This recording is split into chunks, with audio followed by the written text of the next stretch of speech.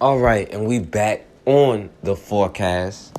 Now, when your enemy tells you who they are, you better believe them, especially when they've been telling you for hundreds of years. But somehow, we have to overcome centuries of trauma because we don't have any other choice but to put our petty differences aside to do what we have to do. Because if somebody knows they can harm you without consequences, then they're going to keep doing the same thing over and over. Sometimes a bully won't learn until you punch him back in the face. And sometimes that bully may come back and you have to fight every day until he stops. But we cannot afford to be afraid. If anything, I'm more afraid not to do something. Because we got to understand this could happen to any one of us or anybody that we know at any single time. And then what can you do about it? The point is to limit the amount of casualties we had because we've had so much bloodshed, we can't afford to let it keep happening. And we let them broadcast our deaths on national TV, and we're still doing the same thing that we were doing 60 years ago. But obviously, they won't respect that. But we have to have self-love and enough confidence in each other so that we will start protecting each other. Because you see, the dominant society will come to each other's defense when it comes to us, no matter what they do. They could be caught stealing. But that's a part of staying on code, and that's something that we have to learn. Because until we are on the same page, people will continue to harm us with impunity. In Louisiana, a brother, Trayford Pellerin, was shot 11 times in the back by Lafayette police. So let's see what happened to this brother. Look! They about to start busting. Hold on, wait, we gotta witness this. We have to witness. Put the window down! They about to bust it. They about to bust it. Y'all, they put the window down. Oh, y'all. He got a knife. That man got a knife. They gonna shoot him. No, we got to wait. We got to wait. No, but he got a knife. Get on the ground. They tasing him. He not even doing nothing. He gonna stab. Oh my God! Oh my God! Oh my God! Oh my God! They just shot this man. They literally just killed this man in front of me. Oh my God! But he had a knife though, y'all. No, but for real, why would y'all shoot that man like 4 times? That's the problem with the cops now. Like, what the that's... Oh my God. An officer involved shooting in Lafayette. Aman Boyd joins us live near the scene. Aman, what more can you tell us tonight? Jim, state police have confirmed that this is an officer-involved shooting here on Evangeline Thruway. Now, the scene is still very active. I want to go ahead and step out of the camera and give you guys a better look of what's going on here tonight. Police are still investigating, as you can see the crime tape there. We're still waiting to gain more information on what exactly happened here at the Circle K Shell station earlier this evening. Now, we do want to turn your attention to a video that has been widely shared on social media. Now, this video shows that that Lafayette police officers were approaching a man with what witnesses say was a knife. Now, the witness in the video, you can hear her say he has a knife. Now, that has not been confirmed yet, but that is what is shown on video. You can see him walking with the knife, and police are walking towards the convenience store. The video also shows police opening fire near the entrance of the convenience store. Now, you can hear at least 10 shots being heard in the video. The man is seen then laying down on the ground. Now, right now, we don't know the condition of this man, what's going on right now. We're still trying to gain more information on what's happening right now. So the police said they were responding to a disturbance call. And when they got there, they said they encountered the brother and he had a knife. So when the police approached him, this brother started walking away down the street. Now, the police say they were tasing him, but it wasn't working on his brother. And let's be real, I know a lot of people going to say, just comply, just comply. But would you comply with a bear or some kind of savage animal that's already fearful of you and you on their territory? Would you just comply or would you try to get away? But this brother was walking towards a gas station. Then all of a sudden, 6 armed, was supposed to be trained cops decided the only thing they could do to stop this brother was to open fire on him. They ended up shooting his brother 11 times right in the back. And I'm not sure how long it took, but by the time he got to the hospital, he was already dead. Anger and emotion were palpable on the streets of Lafayette today, but who came out to protest and why? Amon Boyd with that part of our team coverage. No justice! No peace! No justice! No peace! No Chants from protesters following the death of Trayford Pellerin. Some coming out who knew Pellerin personally, others there to show their support. 11 bullets being unloaded on someone that I knew, that I saw in our community, that never bothered, to my knowledge, anybody. You know, I would see him and he would go about his business. To see that happen last night was devastating. Something absolutely has to change because we don't want our citizens dying when there was other routes to protect our citizens, which is their job. Several community organizations, including the NAACP, organized this event to create change within the city. Some who attended say they're hurting for Pellerin's family. It broke my heart. As the black son of a black mother, my heart breaks for his mom. My prayers go out to her. Others say they still have more questions about how the situation was handled. I don't understand why, as you see in the video, he's walking down the road, why they didn't use non-lethal tactics to stop him then. With multiple officers there and 10 shots fired, I think that's a little ridiculous. The goal is the same for all in attendance: improved relations between the black community and police. It's very imperative for you to be strategic in your fight for justice. You gotta strategize. You gotta follow the narrative of the legal representation that you have. No justice! No peace! No justice! No peace! Now, 6 grown, supposedly trained, armed cops couldn't figure out a way to stop one brother who supposedly had a knife. And that goes back to that whole big bad black savage thing that can't be stopped even by bullets, especially if they're on drugs or something. And all that goes back to those blackface minstrel shows and that movie Birth of a Nation. But they really feel like that can't stop us or don't hurt us or something. And they really do have that fear. That's why they still handcuff people when they're already shot, bleeding out on the ground. They don't even try to help them. They always act like that person is about to hop right up and run or try to kill them or something. But now that people are protesting, instead of the police sweeping it under the rug, they're going to act like they're doing an investigation. A fatal shooting caught on a cell phone in Lafayette, Louisiana last night is drawing the attention of state police and protesters. We want to warn you, the video is disturbing. We do not know what happened before the recording starts, but it appears to show Trayford Pellerin at a gas station. And state police say he was armed with a knife. The 31-year-old is seen walking away from officers. We don't see the actual shooting, but we do hear multiple gunshots. Officers used a taser on Pellerin before the shooting, but they say it was ineffective, and he was pronounced dead at a nearby hospital. I am joined now by Katie Gagliano, a reporter for the Acadiana Advocate, and on the phone is Devin Norman, an NAACP Young Adult Committee Chairman in Louisiana. Good afternoon to both of you. Katie, let's start with you. What have you been able to find out about what led up to the shooting? Yeah, so like you mentioned, details are still very sparse. Louisiana State Police has taken over the investigation as they do. It's a standard when there is an officer-involved shooting in Lafayette. We know not too much beyond what you've already said, that essentially police were called to a disturbance at a gas station. They found Mr. Pellerin with a knife, and he evaded police. He walked across essentially what was a split highway and down about a little less than half a mile to a different gas station convenience store, and that is where the video picks up. We see Mr. Pellerin walking towards the door of the gas station. They said that they deployed tasers, but they were ineffective, and then you hear gunshots ring out, at least 10. And that to date is as much as we know so far. Community members are really looking for more information, and they really want to know if enough was done to de-escalate the situation in that roughly half-mile walk. And Devin, I understand that you knew Trayford. Can you tell us about him? And also, what do you want to know about how police tried to de-escalate and what led up to the shooting? Yes, I knew of him.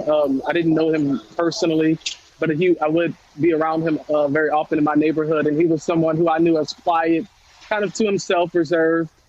So when I saw the video on last night, I was very disturbed because I saw someone who probably was scared with everything that we've been experiencing, not only in this country, but right here in our own city, as we've been fighting racial, injustice and everything else. I'm sure that the climate that we're in now in this city could have contributed to the reason why someone would not want to submit to the police in that way.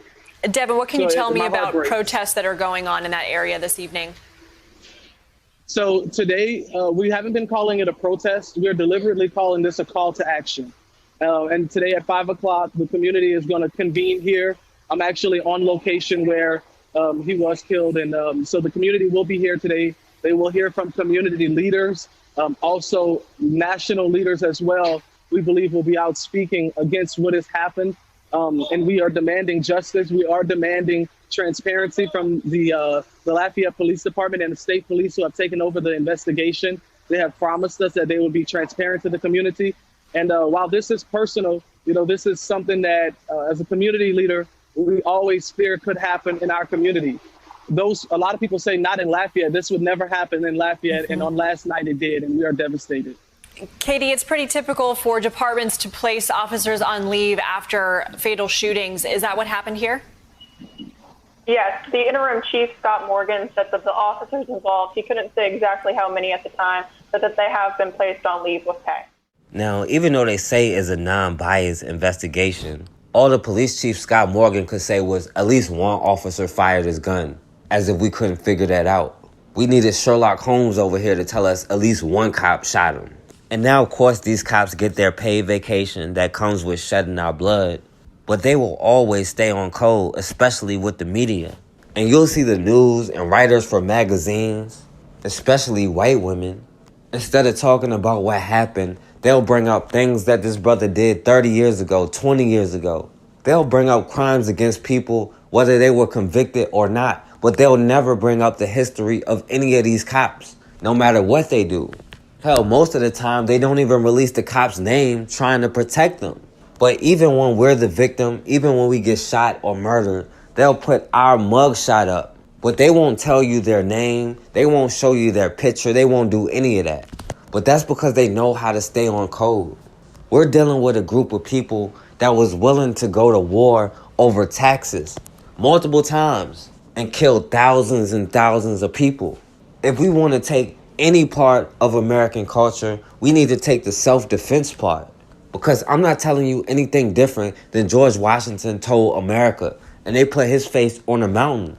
At the end of the day, we are all we got. We are the only ones that can destroy it. And it's time for us to do what we have to do. They act like that wasn't a racist rant, then I have a problem with that.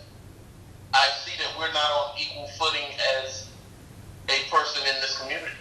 Safety concerns tonight after a video on social media shows a student threatening to kill students of color. Tonight, we find out what's being done. Good evening and thank you for joining us. I'm Mark Hanrahan. Regina is off tonight. Deputies are investigating after a Meade High School teenager posted a racist and violent content online. As KREM 2's Morgan Trow explains, families now concerned for their children's safety. In his How to Be a Redneck video, a Meade High School student talks about shooting black people. He is using racial slurs and holding an assault rifle.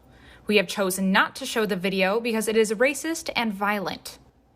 If they handle this as it's just him doing a parody and being joking and having fun, then there's going to be a big problem. I'm going to have a big problem with that. Anthony is a parent of a Meade High School junior. He says he's experienced racism his entire life because he's black in a predominantly white area. Anthony was not surprised to see the racist video, but he's concerned about how the school officials are handling it. The video was disturbing. The reaction from the school is disheartening. If that video is not alarming to them to get a statement out and to reassure families that we are doing something about that, not just Monday, you let the whole weekend go by, it is not acceptable to me. As with all student safety issues, we take them very seriously, work with proper authorities, and will do everything we can to ensure students feel safe and a sense of belonging. This is part of a voicemail families at Meade High School received. The principal issued a statement calling the video disturbing on multiple levels. Somebody in the room had sense enough to speak up and speak out. That's the only reason this video was made, because he shared it with the wrong friend that had a conscience. Incoming sophomore Ellie Mallard recorded the video when she saw her former classmate posted on Snapchat. At first I was kind of like, will this get me in trouble? And I was like, but I can't stay quiet about it. And from there it blew up, and there was thousands of people actually reposting it and reacting to it. People are always saying things they shouldn't say, and racism really is pretty bad at Meade. The Spokane County Sheriff's Office is investigating. Corporal Mark Gregory said the teen's family is cooperating and investigators did not find any weapons in his room. Gregory says the teen told investigators the video was a joke, but this is not a joke for Anthony and his daughter. If the student attends Meade, I don't know if my kid will attend Meade High School anymore. They're going to have to look over their shoulder when they attend that campus. We do not know if the teen will face discipline with the Meade School District. Stalking me. No, you stay away from me. You stay away from me. You stay right past. You stay away from me.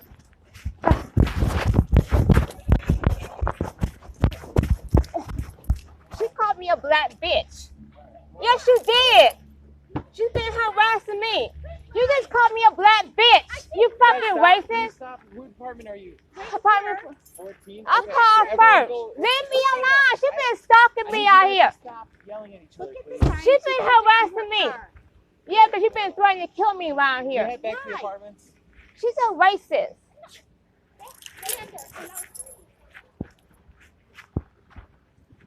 Quit stalking me out here. She called me a black bitch. You're such a fat liar. This person accosted me. I'm calling the police. I'm calling the police. This woman just hit me, everybody. This woman just accosted me. I can't believe you. I know you guys are so violent. You Africans are so fucking violent. Keep it going. Keep it going. You're an African, right? I'm trying to give a description. Why are you so offended by the fact that you're an African? You called me a nigger. You're an African. So an African is a nigger? You're trying to put words in my mouth. You called me a nigger. Police. Hi. I was just accosted. A woman just accosted me. She violently attacked me. This woman is a Karen. She called me the N-word. She called me the N-word. She's not wearing a mask. She's not keeping 6 feet away from me, and she fucking attacked me from behind. This woman attacked me from behind. I'm calling the She police. called me the N-word. She's not keeping 6 She feet called me away the from N-word, called me a black African, told You're me to go back to black Africa. African. Stay the Told fuck me to away say, from me. told me to go back to Africa, that she Black- was gonna black get me a people- flight to black Africa. people are You were the gonna give me the fucking- cheapest yes, flight to America. Africa because you're Mexican, because you actually own this place, right? Yeah. You fucking African. You're ignorant as fuck. Keep it going. Cognizant as fuck, motherfucker. I'm super cognizant. Really? You're cognizant? What do African Americans have to get here? Black lies. Black You're lies. a disease. Stay away from I'm a me. disease. You're the virus. You're the This virus. Go Okay. from me, God. Okay. Police.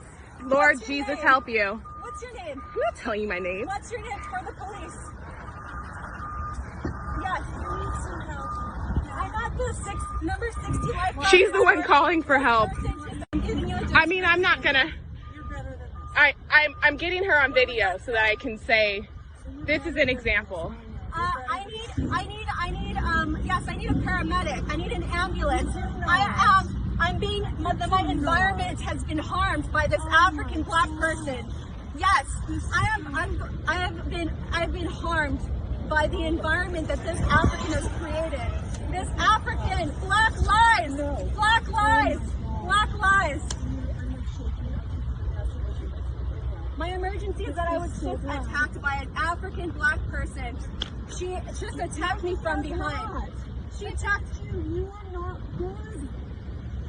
I'm on the bike path. I'm on the bike path. This woman just keeps following me. She did not keep 6 feet away from me. I'm going back. By the time the cops get here, it won't matter. The Department of Water and Power. I'm okay.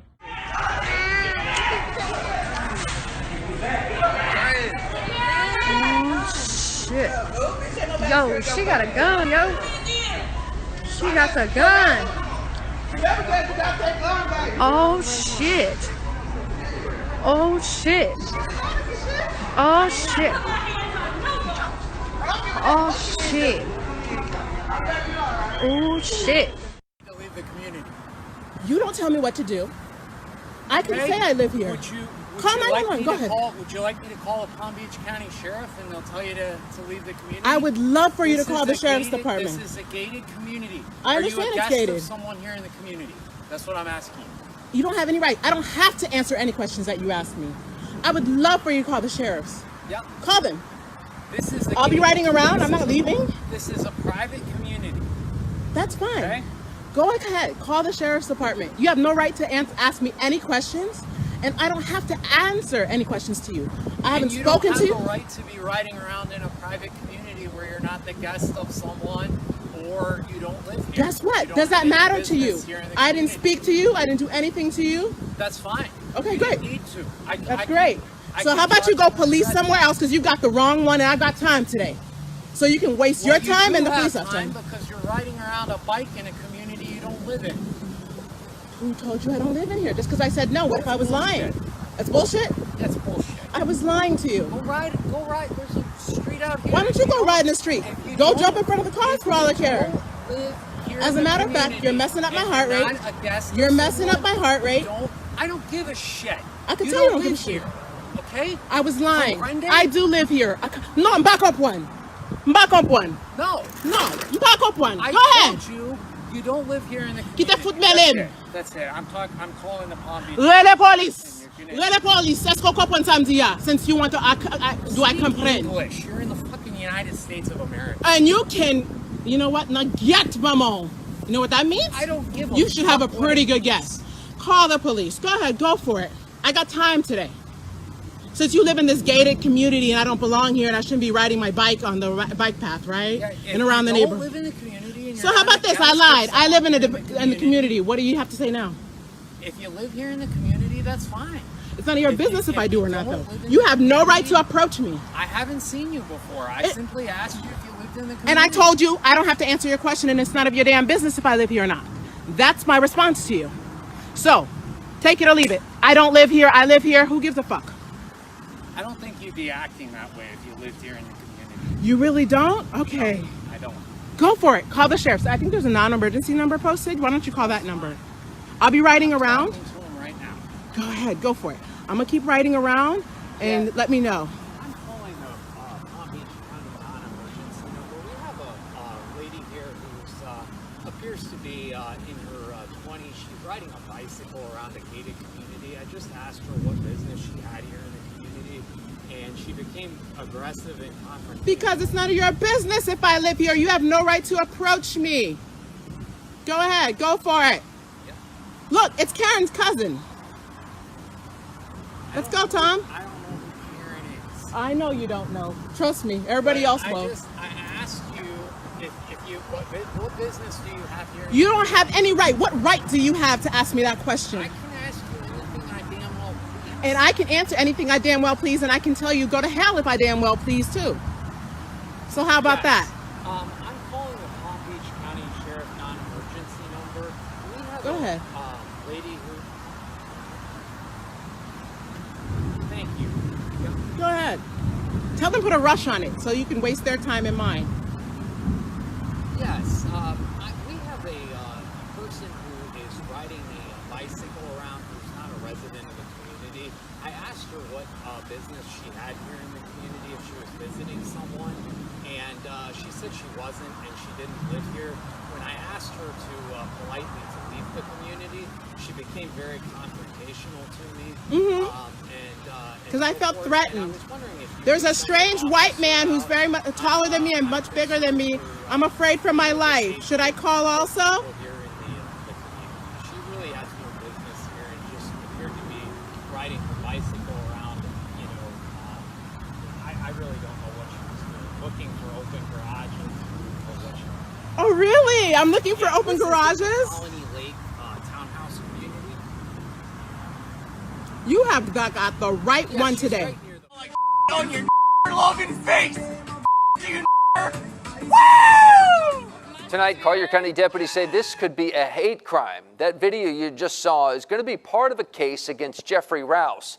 But the racist rant was just the start of his problems. Deputies tell NBC2's Jennifer Veglas he also led them on a 100-mile-per-hour chase. Well, Peter, that took place on Friday before he was arrested. But today he's facing a new charge in connection to that video that went viral. It's an assault charge. And there could be more coming soon. Jarring moments caught on camera at a stoplight in East Naples. I thought it was in Naples more so just a systemic issue rather than face-to-face interactions on a micro level. So I think it's like more of a wake-up call to everyone. 4 million people have now watched this Twitter tirade. In less than a week, not only has it gone viral, it caught the attention of the Collier County Sheriff's Office. That's how much your life matters.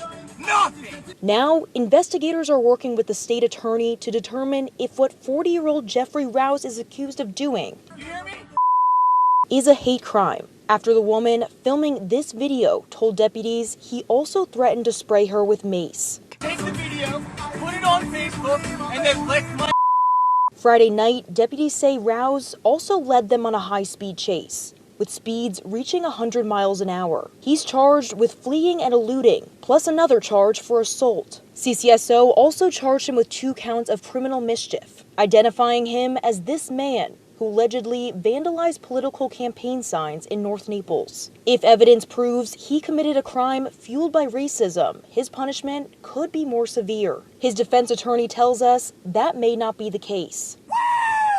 Reason to believe he may not be competent to go forward. I filed a notice of appearance in conjunction with Dominic Russo, and we will be filing a motion to determine competency.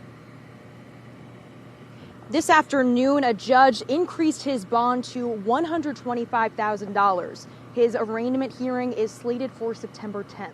An Iowa State University student accused of committing a racist criminal act on campus has been arrested and charged. KCCI's Cynthia Fodor shows us how this all played out. Police were called to a freshman dorm, Roberts Hall, Saturday for a burglary. They found a racist slur spray painted on walls, floors, and shelves in a storage area belonging to the residence hall director. 2 TVs in other areas were smashed. This is especially troubling when, we want a culture that is open and welcoming, and this type of behavior doesn't go with our core values here at Iowa State. Police arrested 18-year-old Nathan Page. The student from Illinois who lived in the dorm is charged with criminal mischief with vandalism and trespassing. Officers are also investigating several other incidents, including a racist criminal act in another dorm, Welch Hall. A student also reported a racist message scratched in dust on the windshield of their car and a swastika scratched into a seat in Gurdon Hall. Incidents like this definitely will bring out fear and anxiety within some of our students, and that's understandable. We do have resources that are available that we really encourage students to seek out. The police chief tells me they are looking into adding more security cameras and extra patrols of residence halls. We're going to stand up because we see you, and you will be held accountable, and we will call you out. And if it takes to march every day or every weekend, that's what we'll do. Today in Luray, protesters gathered to speak out against comments made by Mayor Pressgraves and to ask him to resign from office. Good evening, everyone. I'm Chelsea Church. This comes after he posted a racially insensitive comment on Facebook. WHSV's Stephanie Penn was there and tells us more. That's not funny. That's not good. People of all ages gathered today to speak out against the comment made. We need to hold our elected officials accountable so that they can do better. We need to start producing leaders that can do better. Period, point blank. The protest began at West Luray Recreation Center with speeches and the signing of petitions. One day, when our children and grandchildren ask us about today, they will ask, Mom, Dad, what did you do? Then protesters marched from the rec center to City Hall. At one point I cried because I looked back and I was seeing little kids and everything, and they don't know what Aunt Mama means. The protesters asked for Mayor Barry Presgrave's resignation. Let appointed officials know that we see you, and the subliminal message of racism that you send out, we see it. There were also people in support of Mayor Presgraves, however they declined to comment. Town Council will meet on Monday, and many at the protest say they are looking to see what happens. One home, two very different real estate appraisals, and a stark divide between black and white. This family's Ortega home jumped in value by 40% after they removed all signs of black culture from inside. They say this is living proof that people of color face a substantial wealth gap. All Your Side's Troy Kless joins us live tonight with their story. Well, thank you. The family says that this home here to my right was initially valued at a price far below their expectations and far lower than other homes in this neighborhood. So they did an experiment, and they say the result demonstrates the literal cost of racial bias. The Ortega area with lush houses everywhere. Abena and Alex Horton say they wanted to refinance their mortgage. They say their first appraisal did not go well, far lower than their neighbors. What's wrong? It's like, well, it's way under, this is just weird. So we're going to order another one. And, I obviously had a bunch of questions. The bank scheduled a second appraisal. Horton made some interior changes. So I thought that most likely it would make a difference if I took down the family pictures that we had in the home and, basically any markers that there were African Americans living in the house. The difference between the first and second appraisal, $135,000. And we just felt that, maybe it was outright incompetence, but it seemed like targeted incompetence, and it seemed like incompetence that to us was suspicious. She is filing a complaint with HUD to see if there was a systematic undervaluing of her home. Horton says racial discrimination in housing has been under the table for far too long. But I do think that if there is unconscious bias in the world, it's going to seep into the appraisal business, and it's going to impact black wealth and black generational wealth. And the message that the Hortons want to share with others, if that they feel that something is off, then call someone. And they are contacting, again, the U.S. Department of Housing and Urban Development. Wendy's is facing a lawsuit after a customer says they found a racist name on their receipt. In January, Derek Cage says he received this receipt at the Wendy's on Manal and Monroe.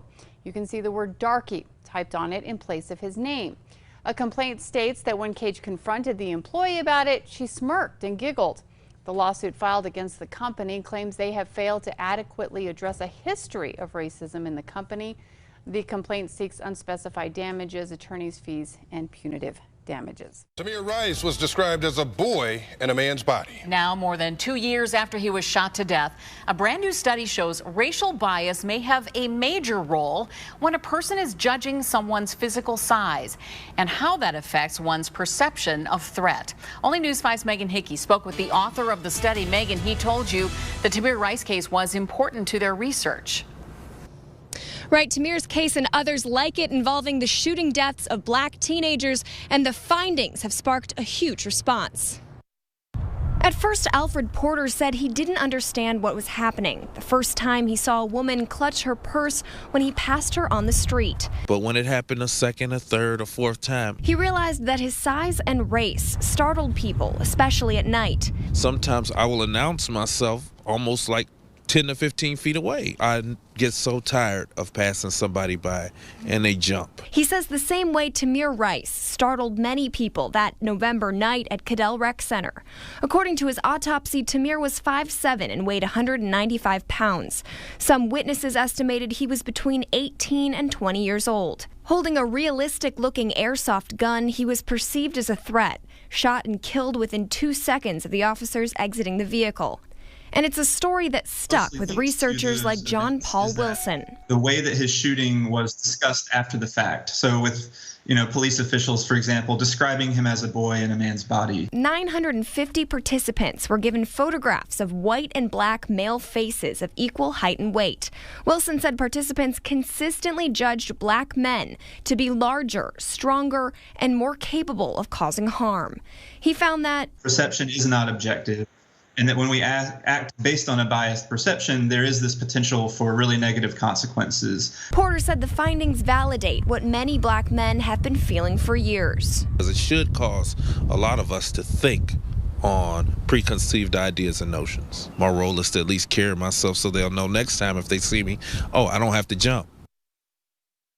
Now, Wilson said the research suggests that misconceptions about a black man's size could contribute to an officer's decision to shoot, but said that this study did not involve real-world scenarios. Shut up! Shut up!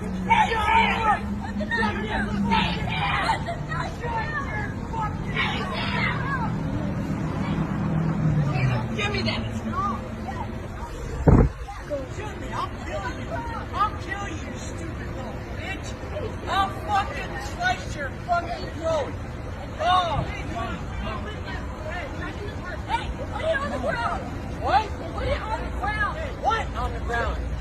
What on the ground? Shut your fucking mouth! Mom, you can't do that! You can't stay here, Andy. You have to get in the car. Oh my god! Oh my god, she's God damn it! Did she shoot him? She had to. She had to.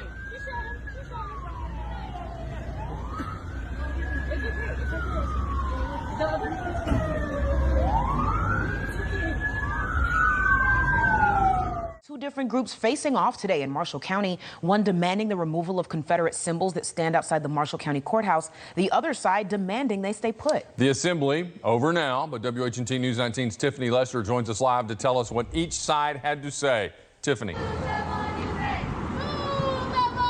The Confederate flag is still waving, and this statue honoring Confederate soldier Captain John Rayburn is still standing outside the courthouse in Albertville. It's something many Marshall County residents are happy about, but others, including these demonstrators who have been out here since noon and are actually still going strong, not so much. Representatives from Say Their Names Alabama say that they want the flag and the statue removed, stating that they represent hate and white supremacy.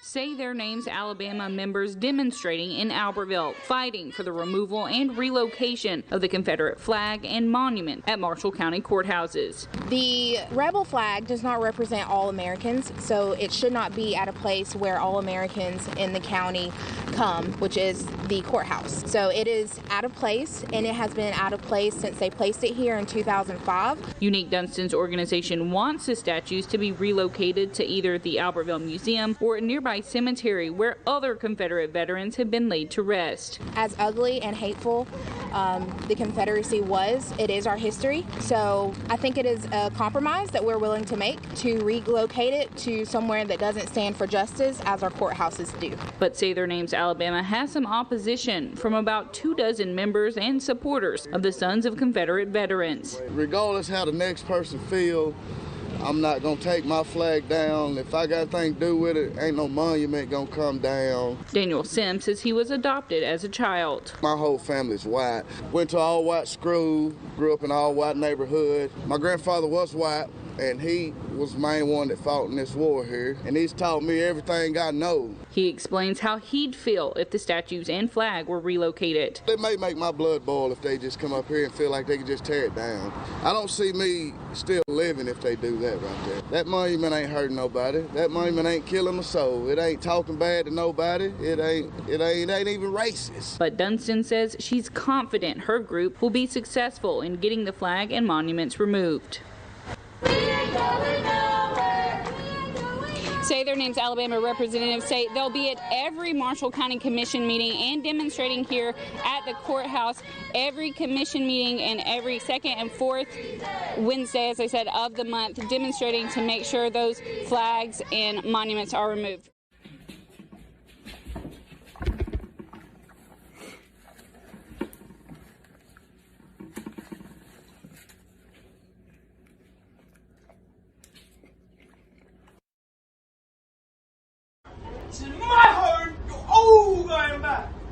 You know it as well. You know me as well. Go on. I'm fucking breaking the internet. I'm popular. What's your name? You know what my name is? Billy Still. What's your name? What's your name? Billy Still. What's your name? Tell me your name. No, you're black. You're black? What does that mean? Oh my god. What does black have to do with anything? What does being black have to do with anything? Shut up. This is popular. What's popular? This is less than enough. Less than enough. Less than enough. You know as well, don't you? Defend them. Go on. They're my pets. But no, you know what? You're talking about me for looking me in the eye. Fucking coward. Pets. She knows. What? Yeah.